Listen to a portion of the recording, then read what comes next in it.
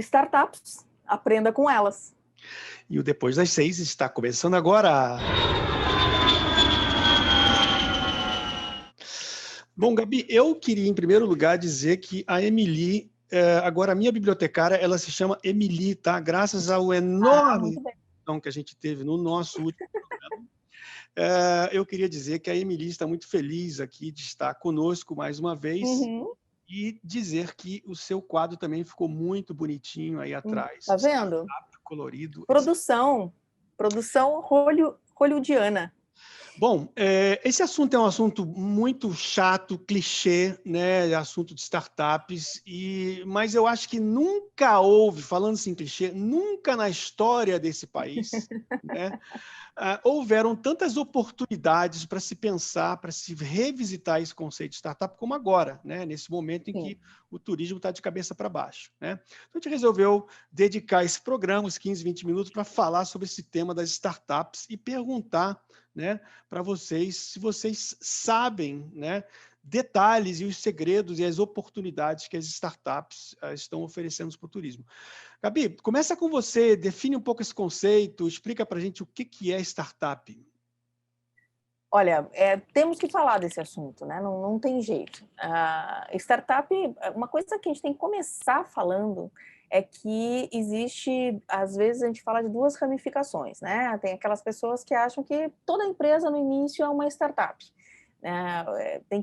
Porque startup pressupõe-se que é uma coisa de iniciar algo, que é de colocar em movimento. E, na verdade, é mais do que isso. Então, a gente tem aí um grupo de pessoas, ou uma pessoa, que tem um perfil de empreendedor, mas existem algumas características importantes para você ser considerada uma startup. Então, o primeiro de todos é você ter um modelo de negócio inovador. Geralmente, onde o foco necessariamente não é no produto ou no serviço, mas é no valor que aquilo gera. E, claro, a consequente rentabilidade que aquele valor vai te dar. Então, essa é a primeira coisa.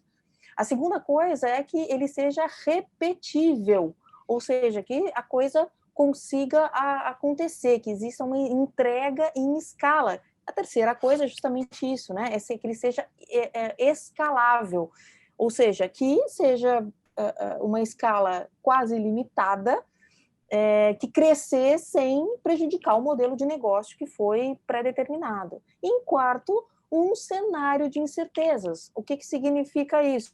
Que é o fugir do tradicional, né? Que é o lance do disruptivo, de ser algo diferente do que já existe. Ou seja, você realmente sair do oceano vermelho. E quando fala aqui de cenário de incertezas, né, que você consegue navegar em cenários de incerteza, corrobora com o que você falou, né? Esse é o momento. Não, eu acho que é perfeito. A inovação é o elemento chave de qualquer processo de construção de uma startup. Não é simplesmente a criatividade, mas é em que problema você está resolvendo, né? Qual é a dor que você está resolvendo, né? E o ponto, eu vou passar direto para esse ponto do cenário de incerteza, ou seja, esse mundo de investimento de startup, ele já vinha acontecendo nos últimos 10 anos. Existe uma pesquisa da Focusrite que mostra que se eu não me engano, mais de 40 bilhões de dólares foi investido em desenvolvimento de empresas, seja série A, série B, série C, ligadas ao turismo, só na nossa indústria. E esse momento agora, que é um momento de incerteza, ele coloca ainda mais oportunidades para você trazer valor, né?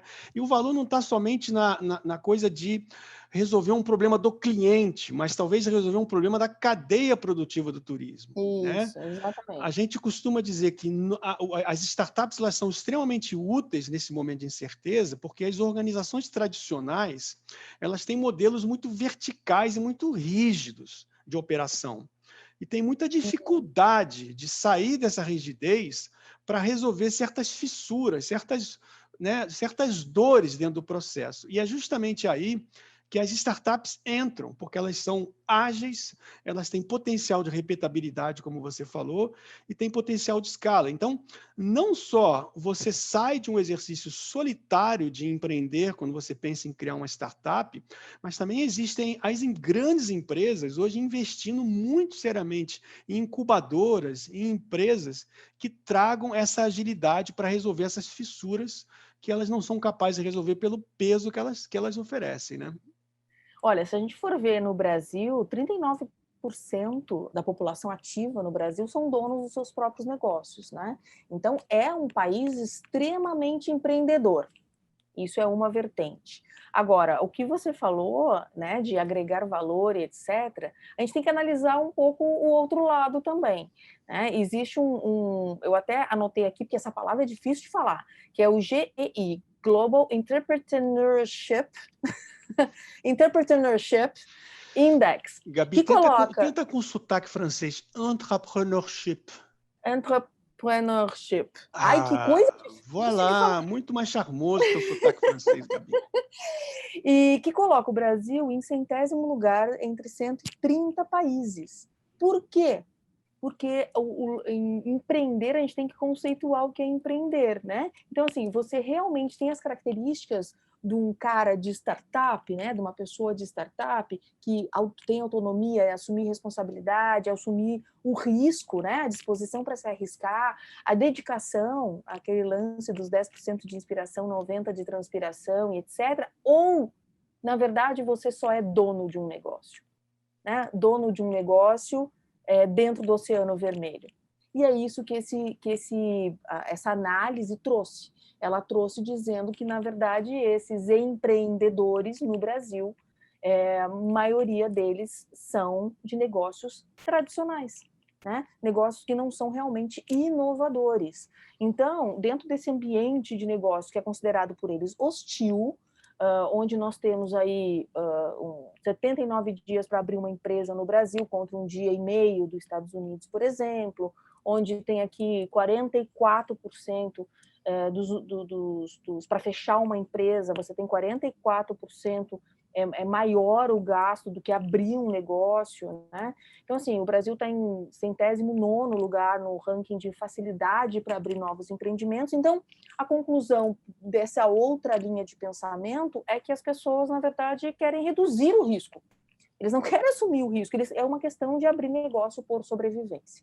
Então, a gente tem que entender esse contexto todo para valorizar ainda mais as pessoas que entram no mundo de startup. Na verdade, o pensamento, a mentalidade de startup é o que movimenta também as coisas, né? É o que faz os negócios andarem para frente, as inovações acontecerem.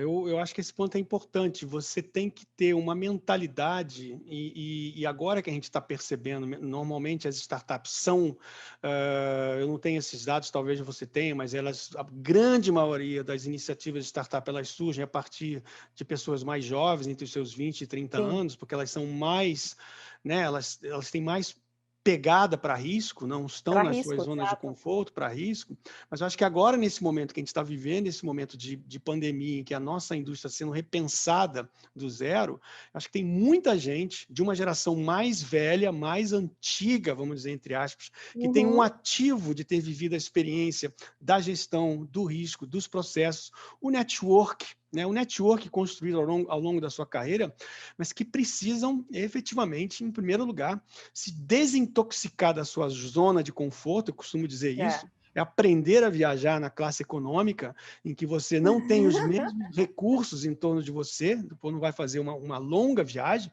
porque é uma longa travessia, você não tem resultado no curto prazo, no curtíssimo prazo, os resultados aparecem lá na frente, e você tem que estar preparado saindo da zona de conforto, com esforço, sabendo que você tem que ser multidisciplinar, você tem que entender de Excel, de PowerPoint, de vendas, de processos, de recursos humanos, tem que ser tudo isso, né? Multiuso, é verdade. Multiuso, e para poder sobreviver nesse enorme oceano de dificuldades que, no caso, o Brasil se coloca pelo seu emaranhado fiscal, jurídico, etc. Mas a vantagem é que nós somos um país que tem, por ser fechado, que tem 70% do seu turismo voltado para o turismo doméstico, é um país também que não traz o apetite de investidores estrangeiros no curto prazo, né?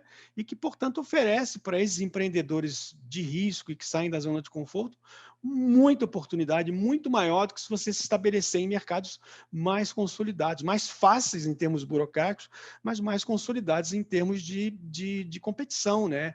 Os anglo-saxões, a Inglaterra, os Estados Unidos, a França, né? A Europa, enfim, eu acho que compensa-se, né? Não, sem dúvida. Agora que imagina isso com um ambiente mais propício, né? Seria porque o brasileiro é extremamente criativo. Uma das coisas, além de criatividade, tem a questão do relacionamento que você falou. Uma das coisas, pontos altos nessa pesquisa que eu mencionei, mundial, foi justamente a atitude.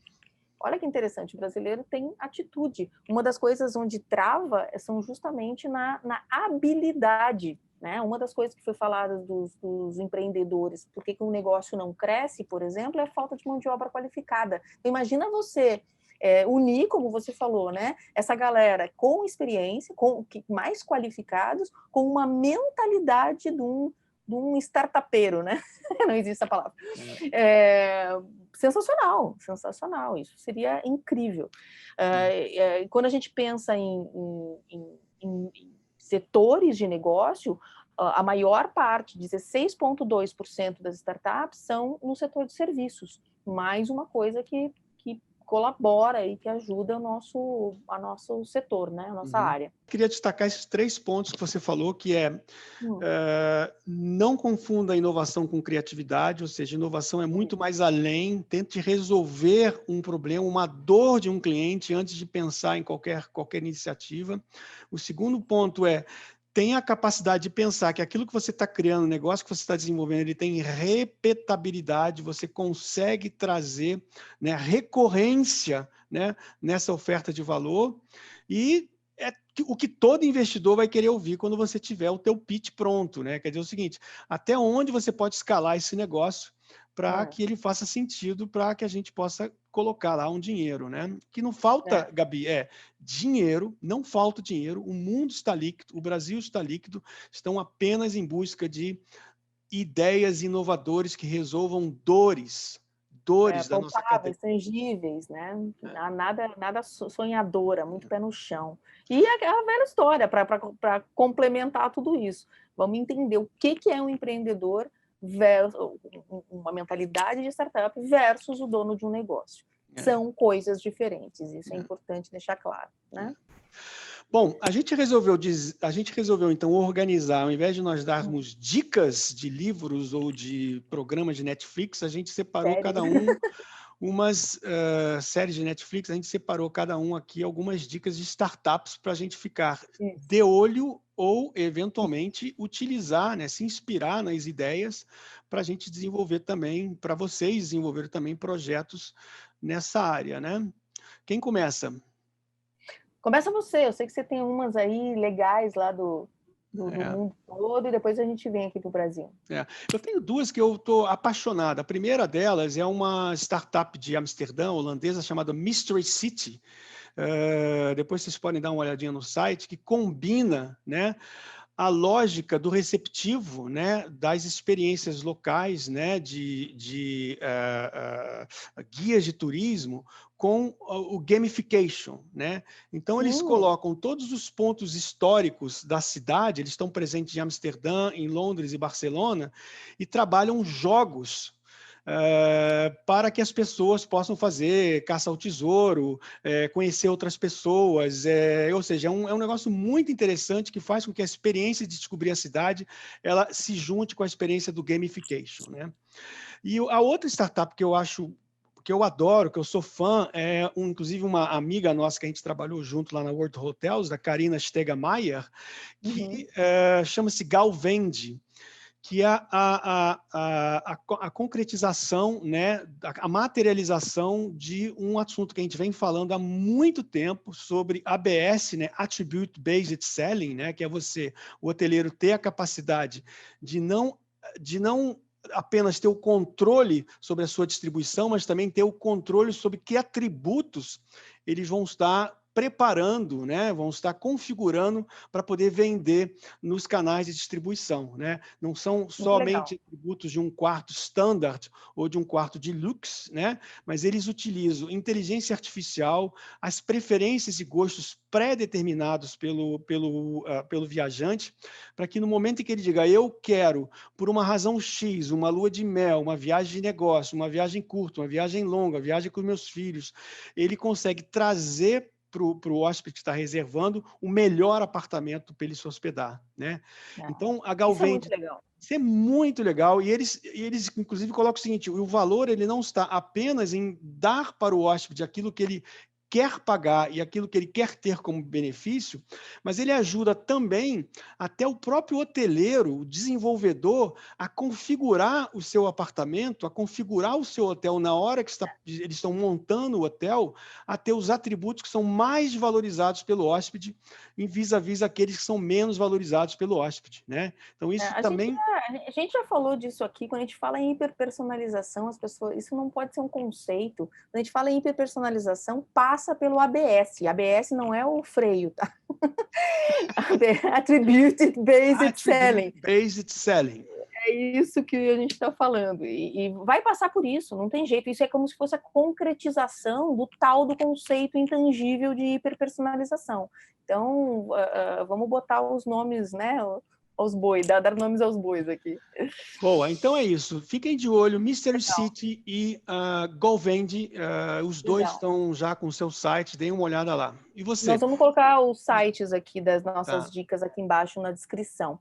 Bom, aqui eu peguei, tem muitas, né, gente? Mas assim, eu peguei dentro do primeiro desafio brasileiro de inovação de turismo, que foi realizado em setembro desse ano, durante a ABAV, com o Ministério do Turismo, com a Wakalu Innovation Hub, com apoio da Organização Mundial de Turismo, foram escolhidas. Só em São Paulo tiveram mais de 100 inscritos, né, quase 30% de todos os inscritos estavam em São Paulo, e depois foram selecionados 10 para participar mundialmente desse desafio de startups mundial de turismo.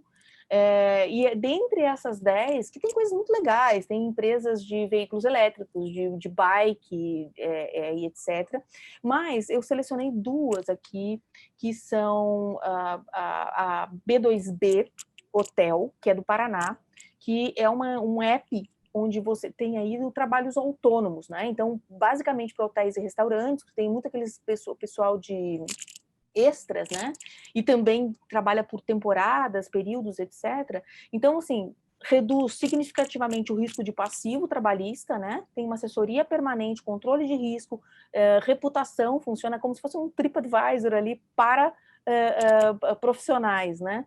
É um controle total ali dentro do app, apresentando contas a pagar, contas a receber semanalmente de forma detalhada. Então, assim, é muito legal, né? Então, tem uma agenda, você não tem vínculo e você tem toda a reputação daqueles profissionais. No Brasil, falou em passivo trabalhista, né, o risco de passivo trabalhista, falou a linguagem do hoteleiro, falou a linguagem dos donos de restaurantes. Então, isso aqui realmente é o que você falou antes, né? Foi uma startup pensada em qual é o valor disso. É minimizar o risco e minimizar uma das grandes dores desse segmento. Genial. Não é legal? Genial. Diga. O segundo é a Sentimonitor, que tem a ver com o que você falou aí do ABS, né? 37% mundialmente, 37% das startups se utilizam de análise de dados e Big Data para conseguir inovar. A inovação vem através daí. E a Sentimonitor, que é uma empresa contemporânea minha lá do Rio Grande do Sul, basicamente eles oferecem o seguinte: é o maior banco de dados de experiências de viagens do Brasil. Então, como é que funciona? Eles simplesmente vão olhar através de Big Data quais são as principais dores, os comentários, as histórias que as pessoas contam, o que é mais, as reclamações mais comuns, quais são as coisas mais elogiadas, enfim, fazem uma varredura geral em como é que o turista está se comportando no Brasil e unem isso numa análise de dados muito legal para oferecer para o mercado. Ou seja, eu dei 2 exemplos aqui, você deu só 2 exemplos, existem uma infinidade de informação, eu acho que fica claro nesses exemplos a diferença de uma startup e de abrir um negócio, né? Que aí é um negócio tradicional. Muito bom, não temos a menor dúvida de que a gente não sabe se startup tem futuro, mas a gente sabe que no nosso futuro tem startup, não tem a menor dúvida em relação a isso. É o futuro do turismo. O que Bom, que a gente Gabi, tem que aprender, afinal, com elas, Paulo? Só para a gente finalizar aqui a nossa pergunta lá no início. O que que a gente tem que aprender com elas? bom, é a capacidade delas preencherem, né? A gente fala da inovação, né? Preencher essas dores que a cadeia está sofrendo, preencher as dores que as grandes empresas estão sofrendo de poderem ser ágeis em termos de revolução digital, em termos de integração de demanda, etc., né? Escalabilidade e repetabilidade, eu acho que é o ponto inicial seu, né? Então, acho que é isso. Muito bom. É a mentalidade, mas eu não vou criar nada agora. É mentalidade de startup. É disso que a gente está falando, né? Bom, Ser inquieto, constantemente inquieto. É uma boa dica. e não é coisa para jovem, isso é coisa para todas as idades, faz bem em todas as idades. Tá bom, Gabi? Bem, você terminou muito bem. Tchau, um beijo, tchau, Bom, tchau, Paulo, até a tchau, próxima. tchau.